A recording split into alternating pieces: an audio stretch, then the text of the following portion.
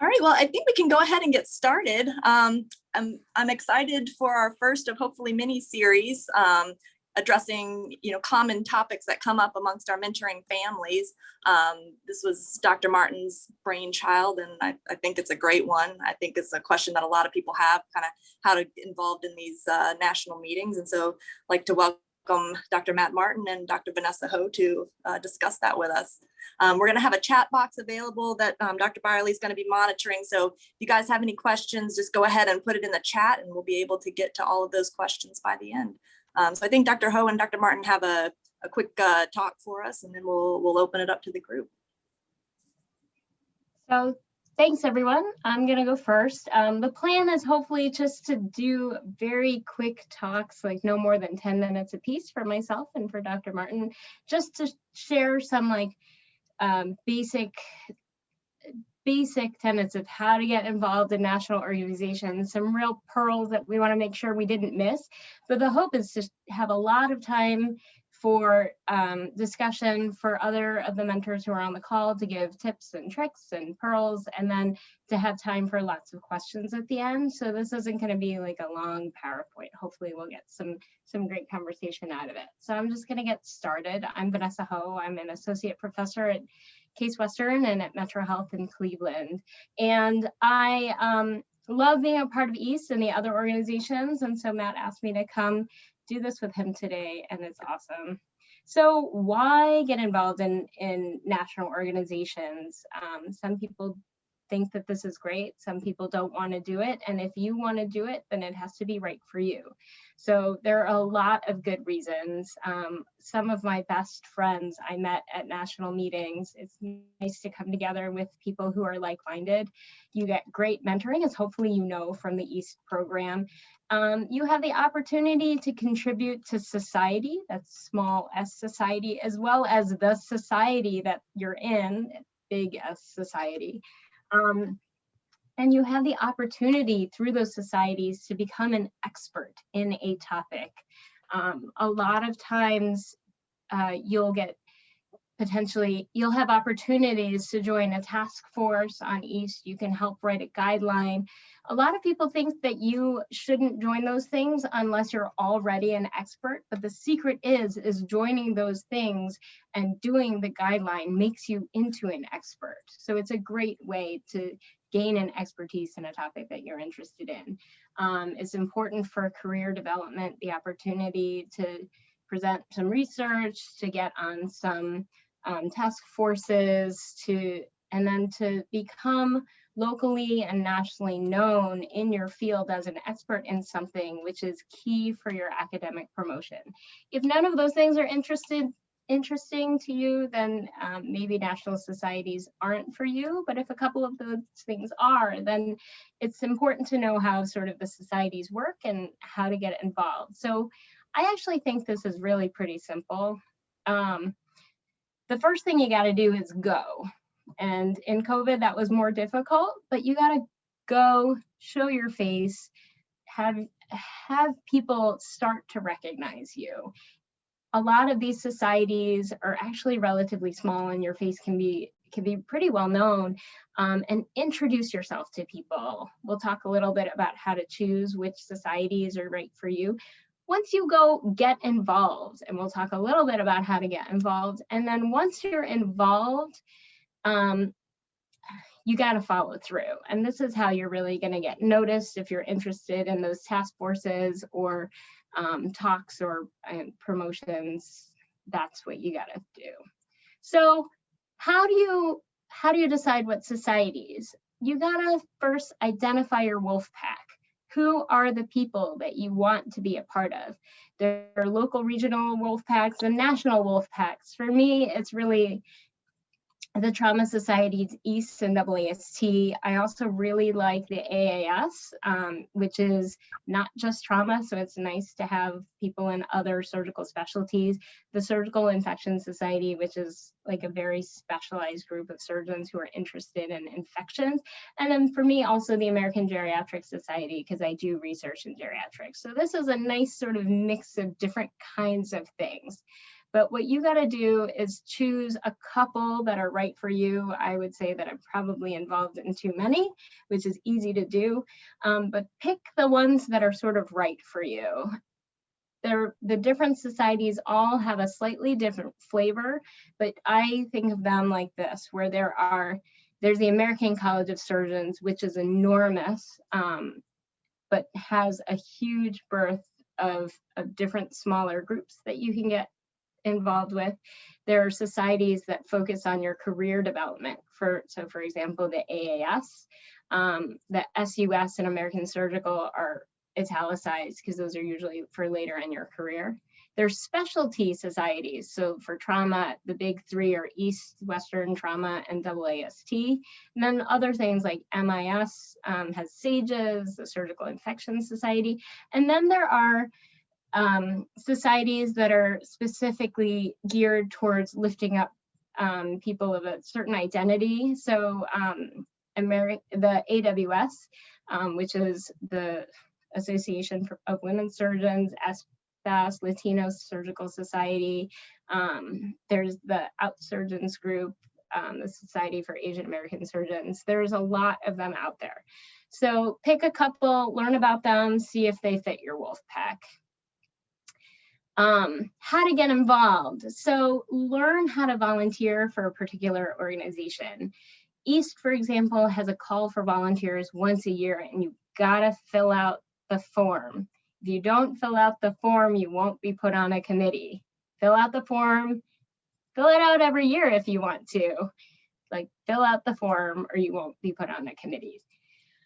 Look at the organizational structure on the website, figure out what the committees are, and figure out what committee interests you. Because if you join a committee for something that you are not interested at all, you are not going to put any of your effort into it, and you're not going to be able to make a difference in that committee. So pick something that interests you and volunteer, volunteer, volunteer. Talk to people who might know the societies a little bit better, who might be willing to guide you or sponsor you. Another thing to potentially look at is see who the chair of the committees are. Are there people you want to meet or you want to work with? And maybe even if you're not that interested in the topic, if you really want to work with a particular person who you admire, you may want to volunteer for their committee. There is no best committee. The best committee is going to be the one where you are going to want to be involved with. So look through.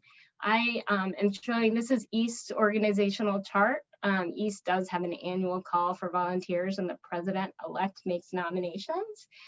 So just look to see there's so many to choose from. Learn a little bit about what they do. Some committees, like program-related committees, do a ton of work for a short period of time. Some committees work all year long on projects. Know your schedule, know what you're going to be willing to do, and volunteer for a few so that you can be sure to be put on something. The Surgical Infection Society is similar, where there's an annual call for volunteers and the president-elect makes nominations. For the AAS, the Association for Academic Surgery, they do something different where they do nominations and they allow self-nominations. So if you join the AAS, for example, you might get an email a couple times a year that says that the program committee is accepting nominations and self-nominations, and you can write a little blurb to self-nominate. And a couple months later, you might get a different email saying the publications committee is looking for volunteers, so you gotta volunteer. But that's a different kind of volunteering as opposed to the annual call. So once you get into a society and you decide, I want to spend some time on this society, figure out how they volunteer and make sure you put your name up. Once you're in something, you want to follow through. So how do you get noticed? Go to your committee meetings. And this is like so easy. You have to show up. Showing up is like 90% of the work for your committee. When someone says, you know, this is something that the executive committee really wants to focus on this thing, if that thing interests you, you can volunteer to work on it.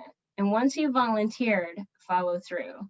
I would say that 90% of people who join a committee like volunteer for something and then disappear off the face of the earth. So don't be that guy. Come to the committee, bring something tangible to report. even if it's very minor. Say, I volunteered to do this.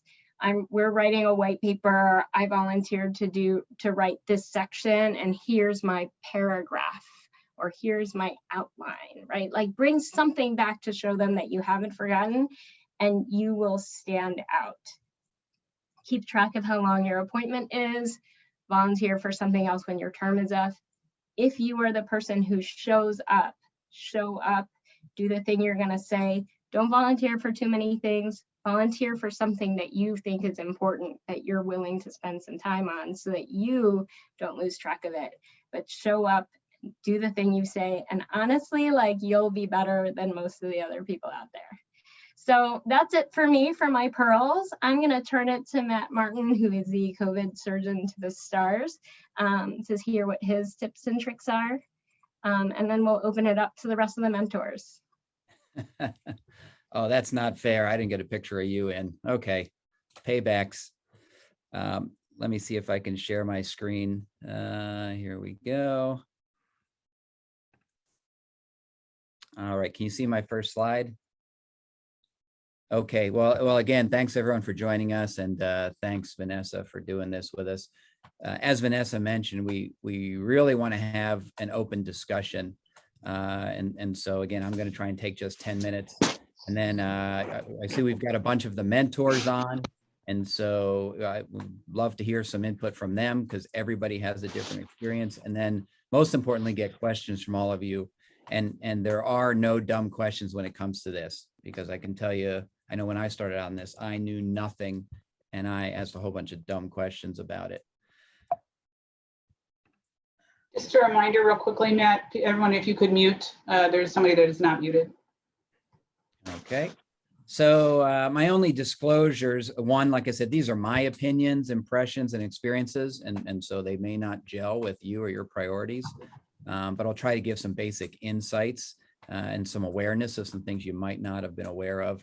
I also joined way too many organizations, and you can never fully participate in all of them when you join a bunch, but I think that gives you a good sense of them, and then you can kind of tailor it down. And as I mentioned, we really want a good crosstalk today.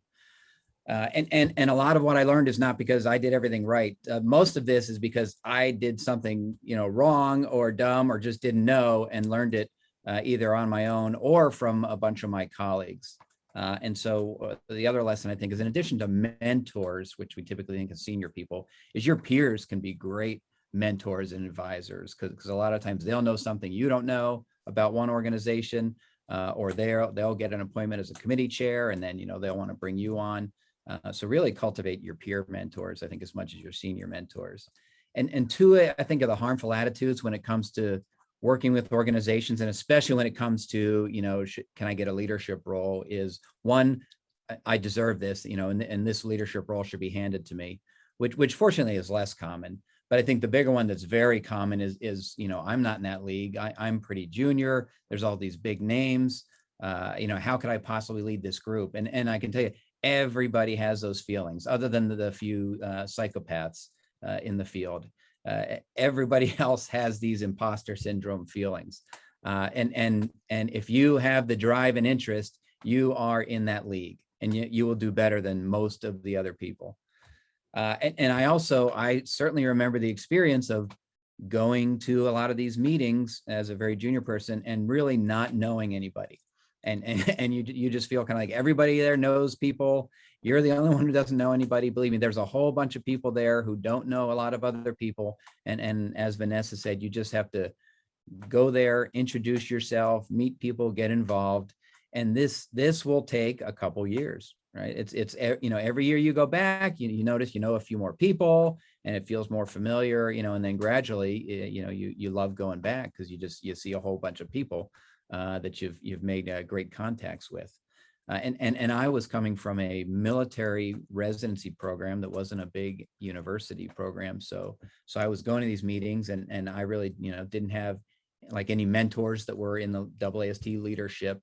And so again, I know what that's like when you're going and you don't necessarily, have 10 mentors from your program that are introducing you around to everybody your first time at the meeting.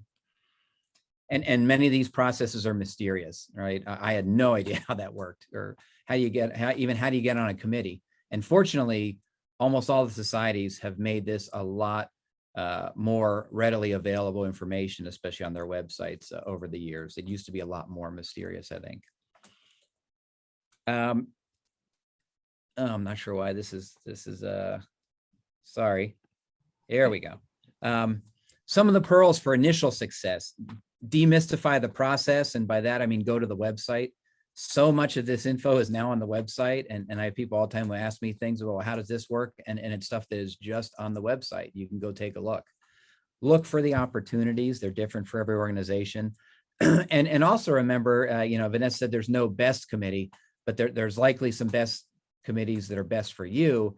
And also, especially as a junior person, that you may have a much better odds of getting on and being an active participant. You know, for example, if you go to the AAST website and look at the emergency course subcommittee, it's 4 members and a chair, and you know, you probably have a much lower chance of getting appointed to this very small committee versus if you go to our educational development committee, where there's 20 members and a bunch of ex officio members, and then at the bottom you see that AMC. That's for the associate member category, so trainees and residents and fellows. So you probably have a much better chance of getting assigned to something just numbers wise, because they need more people. So that's one factor to consider. Talk to mentors and friends and network. And like Vanessa said, look at the website and look at who the committee chair is and who's on the committee. And odds are on one of them, there's somebody you know, and you can ask them and just say, hey, how does this work? Or what's your committee about? Or, you know, I'd love to be on your committee. And a lot of times if the chair passes that on, you know, to the president of, hey, I'd really love to have this person on my committee, that can happen. We already talked about this, showing up every year, and this is just what you have to do if you want to be active. You can't expect to not go to the meeting and say, well, I don't have a leadership role or on a committee, so I'm just not going to go until I do. Well, you probably won't. And then in joining things across multiple specialties, I think this is an area of debate of should you try and maintain a single focus, or should you get a variety of experiences? And for example, what I would say is try not to be on the Violence and Injury Prevention Committee of East and the Violence and Injury Prevention Committee of AST and the same one on Western Trauma. Although I think there's a counter argument, you know, you kind of make your niche, but I think it's great to get a variety of experiences and try to do some different things with different organizations. Then some pearls for, you know, sliding into a leadership position. And this, I think, is where it gets really mysterious for people. The number one thing is, you know, working on the committee and doing a good job, like we just heard about. A lot of the committees will set up task forces within the committee, and taking a lead on one of those puts you in a high visibility position. And oftentimes, if it's a you know, organization where a lot of the committee chairs are pulled from within that committee, people who have excelled, then you've set yourself up for that. And then your next step could be the co-chair or vice chair of the committee. And then from there, you know, your next step up is chair of that committee. Then, as you saw the East organizational chart, some organizations have division or section leaders like East does, where you're in charge of a couple committees and you're on the board. And so again, those are great positions to get, but you really need to be a committee chair and do a good job to kind of be promoted to the division section lead. And then there's board positions, and then ultimately president. Obviously, we're winnowing down, and very few people end up being president. But if that's one of your goals, this is kind of the traditional pathway. And in most societies, the next president is one of the board officers, you know, vice president, secretary, treasurer, depending on the organization, recorder, and then one of those gets put up next for president. So if that's your goal, this is kind of the chain you want to ascend. Now, don't also forget, there are some do-it-yourself options in terms of making positions for yourself. And by this, I mean, you know, if you are really interested in some area, and maybe it's a growing area in a field, and there's not a committee on this or a task force on this within the organization, you know, you can feel free to propose that to the leadership. And for example, in East, you know, there have been multiple new committees introduced over the past 4 to 5 years. Minimally invasive surgery committee, the diversity and equity committee, and those are just, you know, ideas. The burn committee, ideas from members who said, hey, we really want a voice. And then, you are probably the person who's going to chair that committee if you're the one who brings the idea, and the board says, oh yeah, we think that's great and we'd love to do it. So there is this route for, do it yourself process. This is to formally capture what Vanessa was talking about and what I was talking about. And this is remarkably consistent. Price is law. And it's with any large work or creative endeavor, 50% of the work will be done by the square root of the number of people on your team. And I can tell you, as a committee chair and a division chair, this again is highly consistent. You'll have a committee, you'll have a couple people who will never answer a single email the entire year. Then you'll have some who, show up to half the phone calls.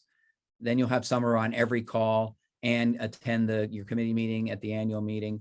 And then you'll have that small group that does 50% or more of the work of that committee. So it's not magical. Just if you're one of those people who says, oh yeah, they say, hey, we need somebody to do this and this and this. And you say, oh yeah, sure, I'll do that and take it on. You are now automatically in the top 10% of the people in that group. And that will be recognized. And then this is always be closing, the salesman's mantra. And I just say, once you identify yourself as somebody who is reliable and will be given a task and gets it done, you are now golden. Believe me, you will start having things thrown at you, because that's what we all look for, especially when we get busier in leadership positions, is somebody who we can say, oh, you want to do this? Here's this, this, and this. And they go and get it done, and they come back and there's a finished product. Those people are worth their weight in gold. They get identified and they get kind of escalated up the chain. So be a closer if this is your goal, is to rise in the national organizations. And then, don't forget to advocate for yourself. And I think a lot of us are really bad at this, and we hate trying to talk about ourselves or promote ourselves. And I was the same way. I hated this aspect of it. But you need to advocate for yourself, and especially if that's your interest. And for example, if you're really interested in, you're on a committee and you're really interested in maybe being chair, talk to the chair. And I would say that, hey, I love working on this committee. I'd love to maybe be chair someday. And I guarantee you that chair will sit you down and give you some advice. And then when they start to think about who they were going to recommend next, if you're one of those people who was reliable for them and voiced an interest, I can guarantee your name is going to go up, or be at least one of the few that they put up for who should be the next chair. I'm just going to real quickly talk about a couple of the other organizations. Vanessa already covered East and some of the other societies pretty well. AAST, obviously, I'd say is our big main national trauma organization, although East is certainly just as big and just as national. And I really think it's whether you're talking about the old AAST or the new AAST. And the old AAST was really focused on mid-level to senior level people. Now the AAST created the associate member category, and the associate members, I mean, they've taken off like a rocket and been incredibly active. So I'd say now within AAST, there is now also a big focus on young career people and getting them involved, but it's still not the primary focus of the organization. Like East's core mission is developing the junior surgeon. AAST is a fantastic organization, tons of opportunities. I love AAST. And it now has that junior faculty and trainee development piece, but it's still an organization where if you're talking about, getting to leadership roles, that's generally not going to be until your mid-career or later career. And I'd say kind of the usual transition is you do East and get leadership roles there, and then you kind of move on to leadership roles in the AAST when you're a little more experienced. There's a lot of committee opportunities though, because it's a big organization. So you can go on the website, you can pull up the list of just a ton of committees. You can look through them, see what they do, see who the leaders are. It's the same kind of process. Who appoints the chairs is the incoming president. And at the business meeting every year, the old president hands off, the new incoming president comes on, and he puts up slides of who the new chairs of all the committees are going to be. So they're the person who makes those decisions. And it's usually a combination of people they have in mind for them, recommendations they get from the outgoing committee chairs, and then other people, who've put a name in their ear. But that's where the process can sometimes get a little mysterious. And then how do I join a committee? Again, go to the website. Here you go. Want to volunteer? You click that form, you submit your application. They're due by August 1st for AAST. And I'd say most of the time you'll get put on a committee. Although on East, if you fill out a form, I think it's still guaranteed you get put on something. AAST, it's not guaranteed, but most of the time you'll get put on some committee. Western trauma. And my thinking when I came out of fellowship was, well, I'm a trauma surgeon. I'm going to join the three big organizations, WST East and Western Trauma. You don't have to do that, but I love all three of them. But Western Trauma is definitely a different bird. Dave Livingston, the former president, called this the Fellowship of the Snow. This is a much smaller organization, and it's really focused on having a meeting at a ski area every year. If you become East president, though, you get to go to Western Trauma and AAST like Britt Christmas did here. This is the most formal wear you will ever see at the Western Trauma meeting. If you show up with a tie, it will get cut off. I showed up with a collared shirt the very first time as a fellow, and I got told to go back to my room and put on jeans and a ski sweater. This is a much smaller meeting. There's limited membership slots, and they are, unlike the other organizations, they are not interested in getting bigger, because if they get bigger, they size themselves out of the ski resorts they like to go to. And so what does this mean for you? There's actually a wait list to get in, because you have to wait for a member to go to senior category or to withdraw from the organization. So there's a long wait list, and that discourages some people from applying or applying early. And what I say actually is that if you want to join this organization, I would apply now, because it's going to be 3 to 4 years until your name comes up and you get your formal membership. So there's a lot of pros of this organization. It's definitely a smaller, more intimate feel. You're all in a relatively small room for the meeting. It's very good science. It's very family oriented. But the cons, as I just listed, it's a smaller organization. So there, if you're talking about, I want to get on committees and ascend to leadership, it's a smaller pond, but there's smaller opportunities because there are less committees. The organization has 7 committees.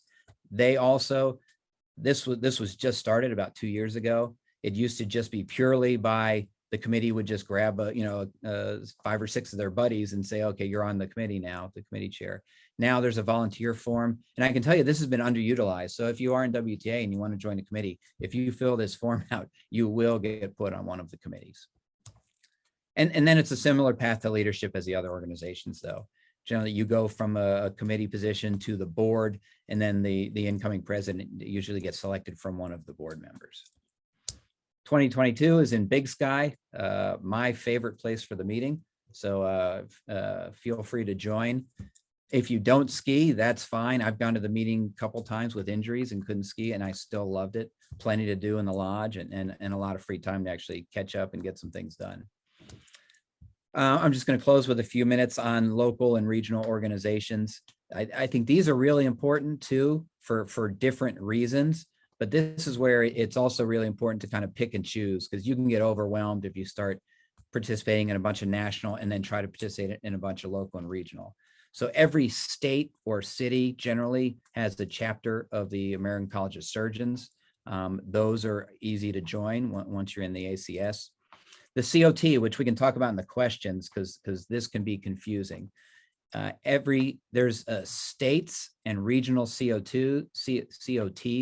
You all are in one of those states and regions. This is different than the national COT, which we can talk about if people have questions in the discussion.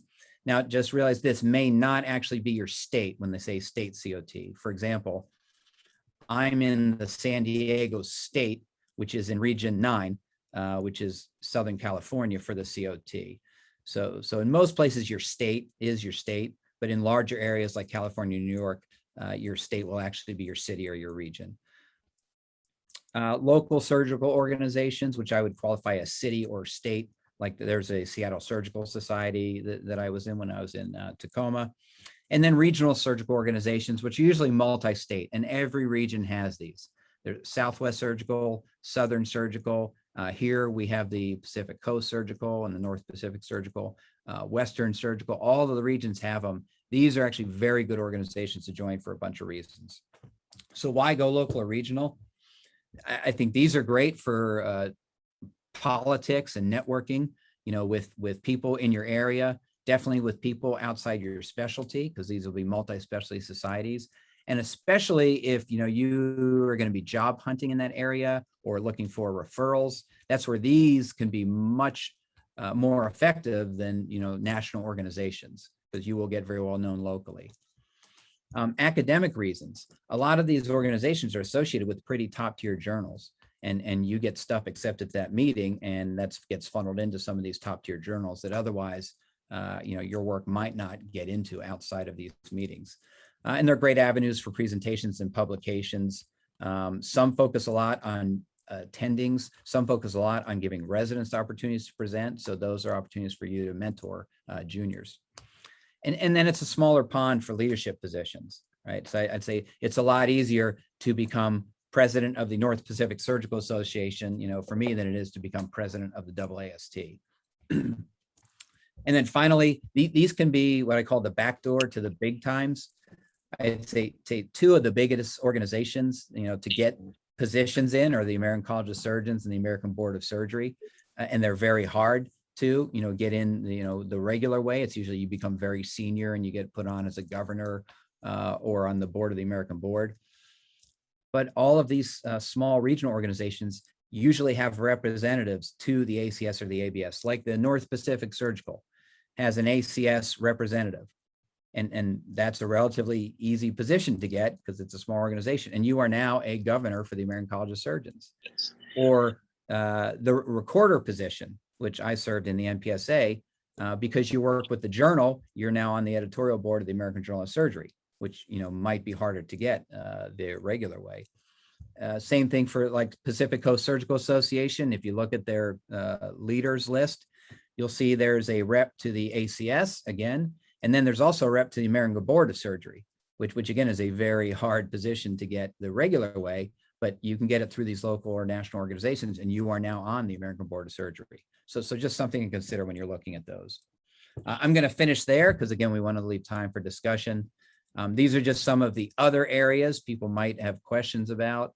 I'm going to stop talking, and we'd really like to hear some input from some of the other mentors, because again, I'm sure they have some unique insights and pearls to give you that we haven't. So I want to thank Molly and the committee for the invitation. I think this will be a great series for all the mentoring families, and we'll turn it over to you all for some questions and discussion.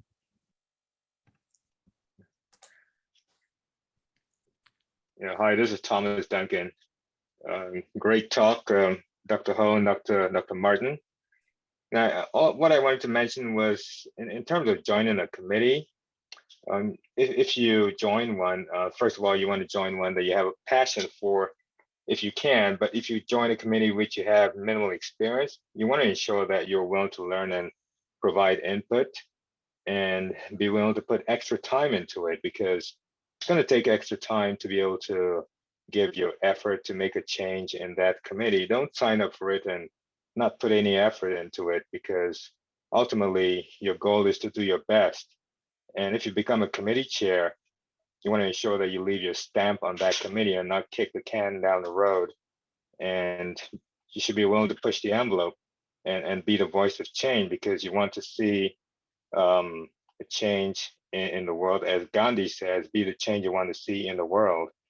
Now, there may be some controversial areas of discussion, and if you're willing to take on that task, you should be ready to put up a fight for it and go all the way, because you're going to have roadblocks in terms of putting up that fight. But if that's what you want to do and make a big change in the trauma world in general, then you need to fight for it. And then you want to be a good mentor for those coming up behind you, because we've all had our helping hands as we've gone to different positions, and you always want to look back and help those who have either helped you out or those coming up, and be able to bring them up and pull them up. So that's all I have to say, but it's a great talk, and yeah, looking forward to further discussion on it. And we have a former East president, Scott Segraves, here, and looks like he hasn't been called to the OR. Scott, love to hear some insight for you, because this is someone who did that whole ascension, to presidency. Sure. Thanks, Matt. Nice job, you and Vanessa. And congratulations to East for getting this mentorship program together. This actually is my first year actually being part of this mentorship program, and I've so far found it very fulfilling. With respect to the ascension, it goes back to early 90s for me, when I was still a fellow. And fortunately, I was a fellow in Orlando, and East was having meetings in Florida, probably 2 or 3 every year, So I got to be involved from my mentors in East, and then do what the presenter said. I showed up. I started shaking hands. I can remember one time in Sanibel, we got out of the meeting. We all assembled around the pool, and there's Don Trunky. And I sat down, and my co-fellow is a Air Force colonel, and he and I talked with Don and had a cigar.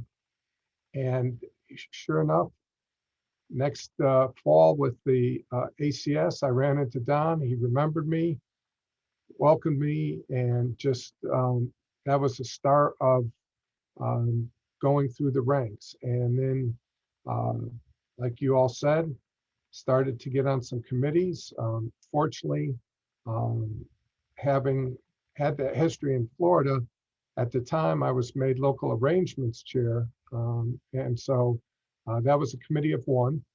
And so basically I found, until Christine Eam came, I partnered up with local people, resort meeting managers, and we tried to put on the meeting best we could. And that was for a few years, but that got me a seat at the board, a kind of a ad hoc seat, but still at the board. And then once that happened, then I got onto the executive committee, had some good meetings, had some good shows, so to speak, worked with Christine to help grow the organization. Then once you're on the executive committee, you have insight into the presidency. Was made president, and then I focused on really streamlining the board to allow more transparency, to allow the ascension that Matt and Vanessa talked about, being more transparent. So you get on the committee, you get on a task force, you get on, you volunteer, you raise your hand, and advocate for yourself. But it all starts with raising your hand. You go to a couple meetings, you get to see who the leaders are. The committees usually aren't closed. So even if you're an associate member or a new member or a fellow in training, you can go sit in on the committee meetings and see if you like them, see if you can contribute. And then once you get there, then raise your hand, talk to the chair, talk with the task force person, and then volunteer in October. And it was a 12-year or so climb to the presidency. So if you are looking for that type of position, it's not overnight, but it's been one of the highlights of my career, and thrilling to have served East in that capacity. And now I'm pleased to be called a senior member and working on this mentorship task force, if you will.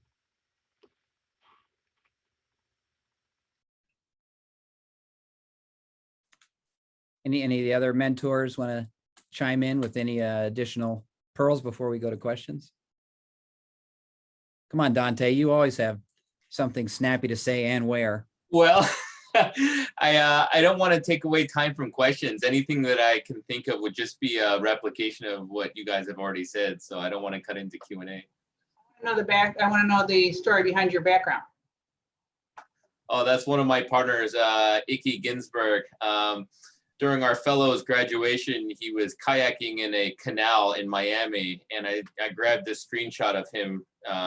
He had the phone right in his crotch, and this was the view that we all had of him during fellowship graduation. So now I like to, immortalize it for all time. Are we recording this, by the way? Rachel, is this recorded? Oh, crap. Okay. We are, Yeah. and that was my graduation. Yeah, so Icky will forever be immortalized with me sitting in his crotch. All right, why don't we go to questions then? And again, as I said, there are no dumb questions. Again, I remember how this was all a mystery to me. Well, while we're waiting for other people to raise their hands, do you all have a litmus test or a series of questions that you kind of ask yourself before deciding to commit to something, so that you don't, over promise and under deliver? I mean, Vanessa? for me, it was,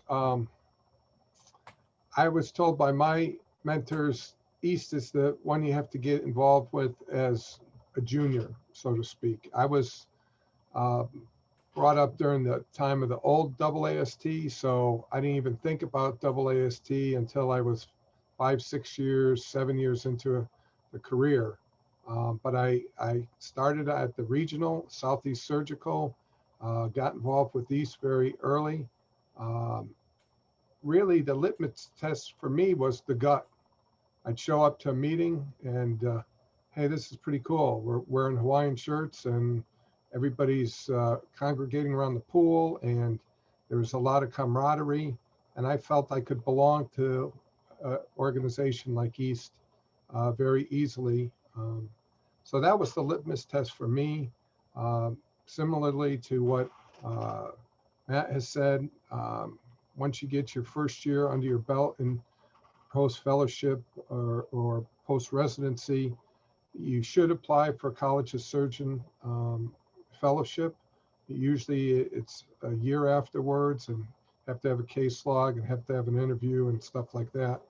But that's an important organization to belong in, the main surgical association. But then you can get into the regional ones, and I would suggest any new graduating fellow, junior faculty, cut your teeth at East. We pride ourselves on allowing resident paper competitions, junior faculty. This may be the place that you get your first podium presentation. And it's nerve-wracking, but you gain that experience. So that was the litmus test for me. So one thing that's really neat about East that isn't apparent, I think, if you're really just starting out and learning about the organizations, is there is a strict cutoff for, as an age limit for some of the leadership positions. You can't be in certain leadership positions in East if you're over the age of 50, which isn't very old. So what ends up happening is, because of that, there is a much shorter wait to go up in the organization than in other organizations, because people have to move quickly through to get to be a committee chair or something like that. And so because of that age limit, it actually is, and Christine, correct me if I'm wrong about some of this stuff, but East feels like there's opportunity earlier, like leadership opportunities at an earlier age than other organizations. So it really is a great one to cut your teeth. For me, I realized that when I'm looking at my huge to-do list, like, I don't know if anyone ever gets to the bottom of their to-do list, but I never do. When I look at my to-do list and I say, like, okay, these are the 10 things I have to do, which are the ones that I want to do first? There's always one that you want to do first. And if you do some introspection on the things that you want to do first, volunteer for more of those things, the things that really get you going, the thing that you'd be happy to work on at like 11 o'clock at night when you just got home and you have to get up early, but you're so excited about it that you're going to want to do it anyway. Those are the things that I try to volunteer for. you know, is the juice worth the squeeze, right? Is it going to be worthwhile for you, the effort that you're going to put into it? Is it going to give back to you in a way that is going to do something positive for you? It's going to make you feel good, feel better about your career. It's going to push you up in an organization. It's going to get you to the next level of whatever you want to do. It has to be worthwhile, because you don't want to waste your time spinning your wheels on something that you don't enjoy, that doesn't move your career forward, that doesn't move the society that you love forward. Like, if it's not going to do anything, you don't want to waste your time on that. So our time is all very precious. And Yeah. if Matt Martin calls you and says, hey, do you want to do this mentoring thing with me? That's like an easy yes. There are some things that are easy yeses, you know. That's a good policy. Yeah, and the other piece is none of this takes too much time in terms of, you know, say join a committee, right? That is a minimal time investment. That, you know, they're what, a conference call maybe every 2 months. Most of them are less than that. And so that's the minimal time commitment. But then on those calls, make them, and you'll hear about maybe a couple of things that need someone to work on. And that's where you decide, is this something I'm interested in? And do I have the time to do it? And if you do, then go for it. But the biggest no is jumping up and saying, I will take care of that, and then just completely disappearing and not doing it. Just because then, you know, the chair will basically never come to you again, you know, for anything or for any opportunities. And you'll get a lot of side opportunities if you do that, because, you know, the people on that committee or the chair, they'll get something like, you know, a book chapter.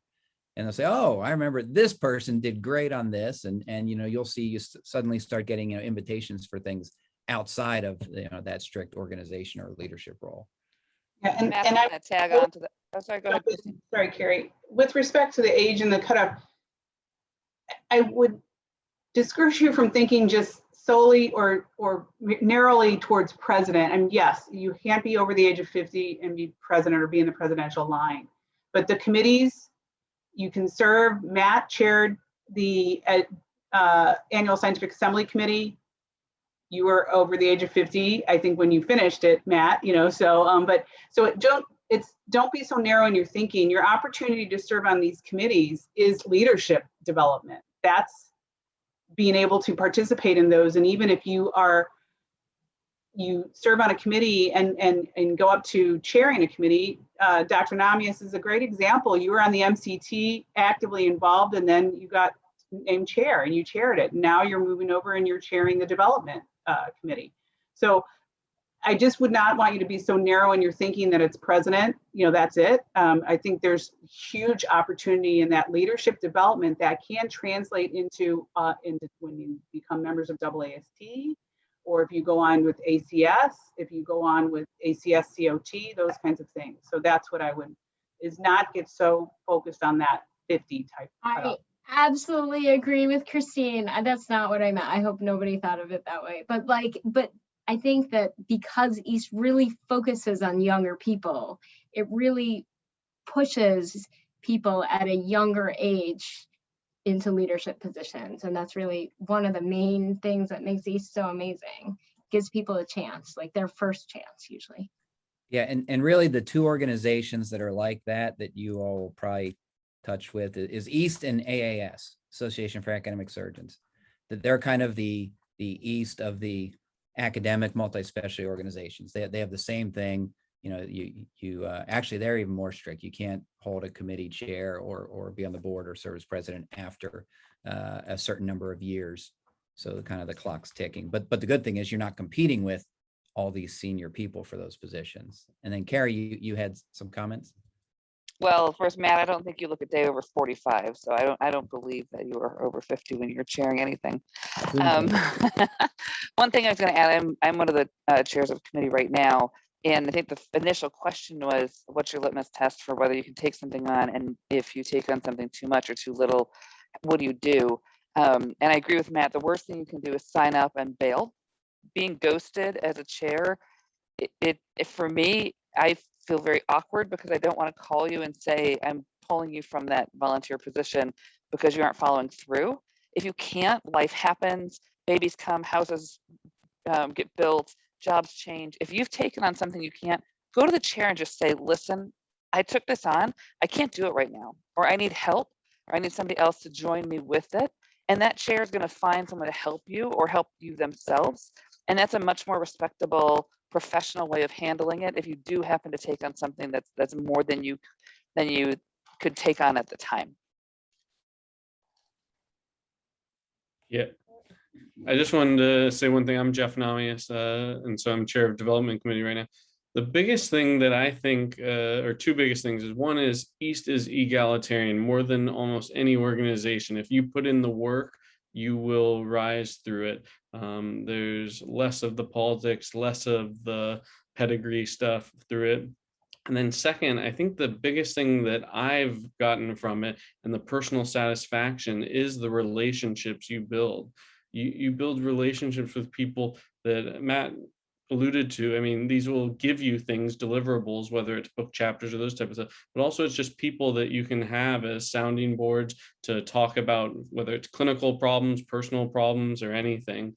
It's been a really wonderful experience, and getting involved in committees really has enriched my life that way. And I think a lot of people, especially when you're young in your practice, it can feel lonely if you go to a place where, let's say, even if your partners aren't great or whatever, it can feel really good to have people across the country or at other places to bounce things off of. Another technique I used, I had already become trauma medical director at an institution, and one of my roles was having an annual educational seminar or symposium. And I saw people that I appreciated and respected at East, at AAST, and I invited them to come speak. So if you have that license, if you will, or leadership role at your home institution, or you're part of that committee, invite those people to speak. You'll get to know them. Usually you have a dinner with them. If you hadn't had a chance to know them, at least get them, knowing your name. And so that's another technique that you can use, again, to get your name out there. You put on a good symposium, and they'll remember that. And they'll, when you then raise your hand, when they're in a leadership committee, oh yeah, that Saygraves guy, he asked me to speak, and that was a well-run symposium.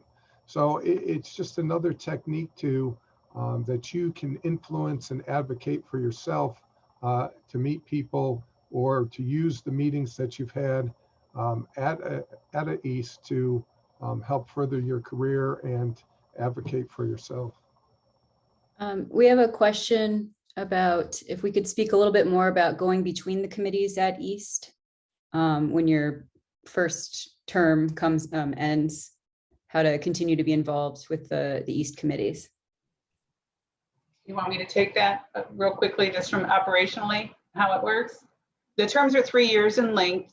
We do try not to have people serving on multiple committees because our response is so good to the call for volunteers. And as Drs. Ho and Martin alluded to, you fill out the form, we make every effort to get you on something. It may not be your first choice, but you're appointed to something, and Dr. Saygraves knows that process where we sit through and go through the list and appoint. So we try to make that people aren't serving on multiple committees.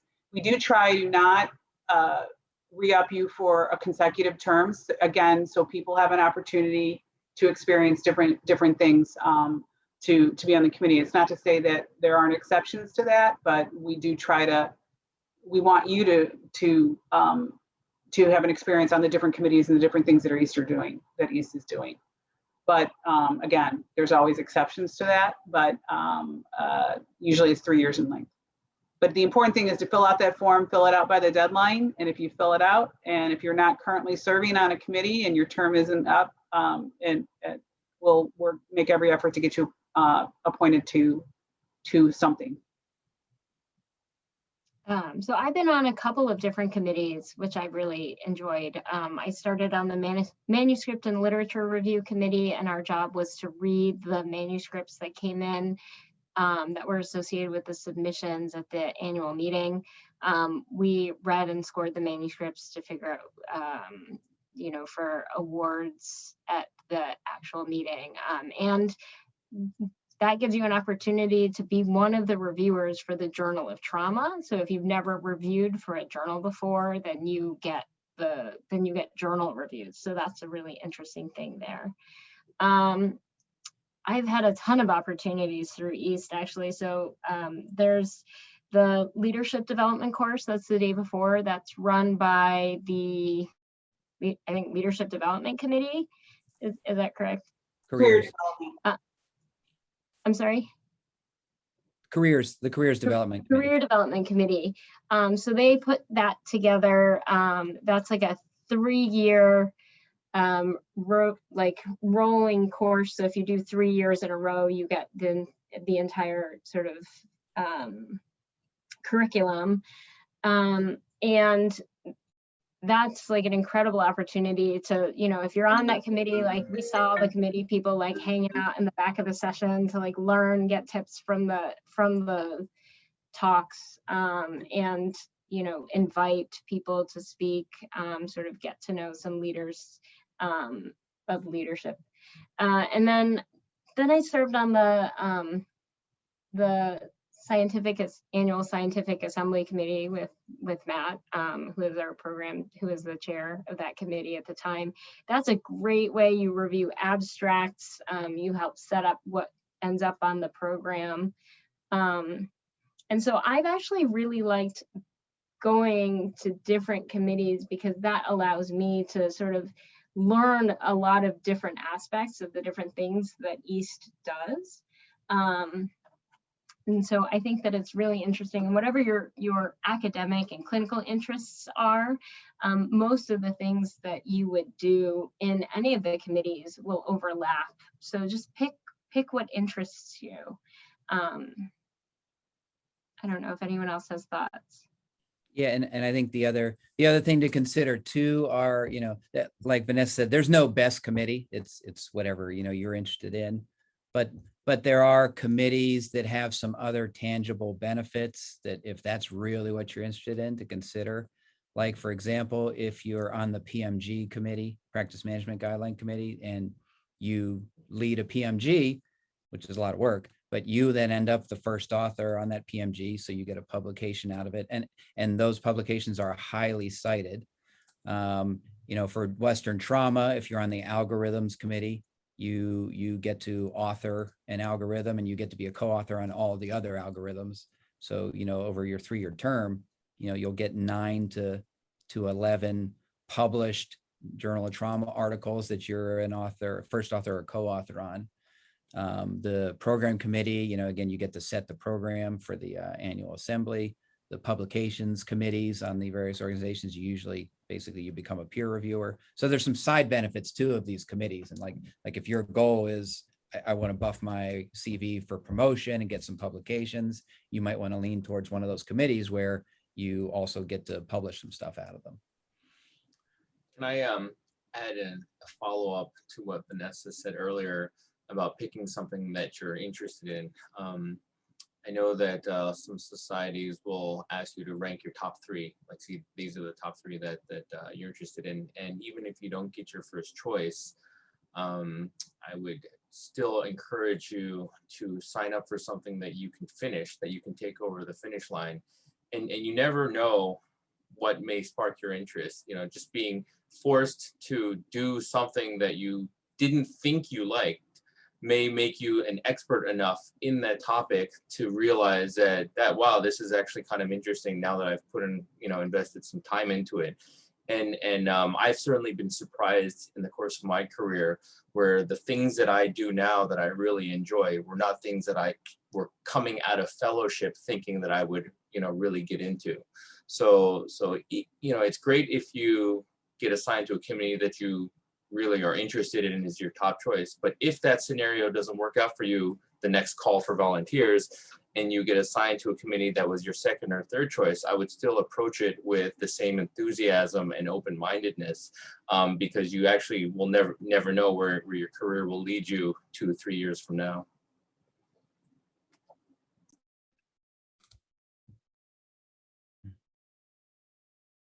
All right. Well, we've got a bunch of mentees on here.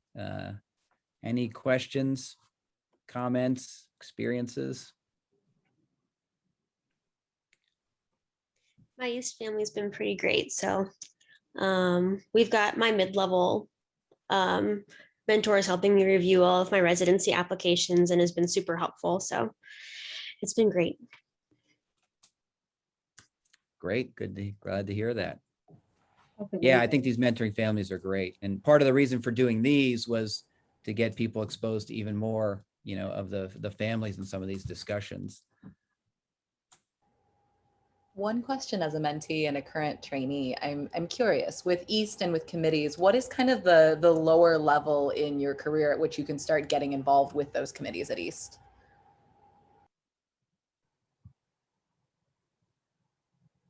And when you say lower level, Dr. Zog, I'm not sure I understand. When we do the call for volunteers, any active associate, provisional, senior members are eligible to serve on committees. Okay, thank you. That answers my question. So yeah, it's why it's open. Yeah. But And medical student too. I know in an ex officio capacity, Mariah, I know that you're serving on committee. So and we're glad to have you serving on it. But yeah, and it's in an ex officio capacity. But I think and that is your just- comment also, I mean, is your question too kind of how junior can you really start, having an impact or do things on the committee? Well, yeah, effectively. I mean, even in my own background as a soon to be graduating MD PhD student, I'm sort of asking on my own perspective, as well as for colleagues that I know that are a little more senior to me in residency, is at what point can we start getting actively involved with East? Immediately. Yeah, When you're the moment you get the email that says you're on the committee. I wish but I had done it 8 years sooner. I was way late to the game. Absolutely wish I would have done it sooner. All right, I guess Yeah, the follow-up I question didn't is, know how does either. the form go out? I know it's summer each year, but Yeah. But when the chair, you're on that conference call and the chair says, hey, I've got this task force thing we need to do, and I need someone to lead it. I think there's half of the people who say, I don't have the time for that. But then there's the other half who I know are sitting there thinking, oh, I'd love to be involved, but who am I? Or, again, I'm just a resident on this committee. Don't let that stop you. Just say, sure, I'll be happy to take that on. And I'm sure there's somebody, if you're, still a trainee, who'd be happy to mentor you within the committee and work with you on that. But I think that holds a lot of people back from, it's not always just, I'm overloaded, everyone on the committee is overloaded. I think there's a lot of, well, I'm not sure if I'm ready for that, or, who am I to take that on? Yeah, I think it's a great point. I mean, even through AWS, which is a great organization to get involved in earlier, I had an idea. I don't have the bandwidth, but I have a medical student who's like, absolutely, I totally want to do that, but I don't know how. And so she and I are paired up. And so just speak up, but like, I really want to do that, but I need a little bit of guidance, which to us is like, all right, we can delegate. This is awesome. And then work together to get stuff done. Yeah, and that call for volunteers usually goes out on or around August 1. I won't give you a hard date because I put it together and get it out. And it's usually about a 6-week, 7-week timeline to get it filled out. But I think your question too, if a person became a member in January of 2021 this year, they would not be they can complete that call for volunteer. So if it's as soon as you're a member that you're eligible to sign up. You have people that are applying, or they wanted to, they're applying for membership that might not be approved until January 2022, even though they're applying, they can't fill out the form and serve on the committee. Does that answer your question in terms of the time? If there's any lag that you have to wait, you have to be a member for 2 years before you can serve on a committee. Is that kind of your question? you guys have covered it incredibly well. Thank you.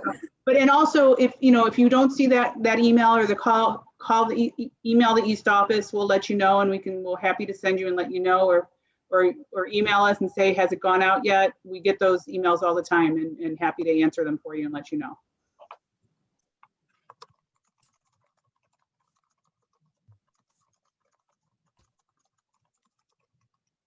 All right, any other questions, comments, thoughts? prayers. I think this was supposed to go till 6. I'm happy to stay on a few extra if there are any more questions, but I wanted to give people the freedom to sign off if they had their time frame set from 5 to 6. Oh, yeah. Yeah, same here. Happy Matt to and stay Vanessa, I on. really want to thank you. This was just an incredible first session, and I think it answered a lot of questions for a lot of people. And I really appreciate you putting this together. Thanks for having us. All right. Yeah, and we look forward to, apparently this is going to be a series like every other month. So Absolutely. we look forward to the upcoming ones. And feel free to reach out. I'm sure Vanessa would be happy to. Also, I'm happy to. If anybody has, questions they didn't want to ask to the whole group, feel free to reach out and email. And again, feel free to email myself or Rachel in the East office, and we'll connect you with people. If there's somebody you wanted to get in touch with, we're happy to make that connection for you.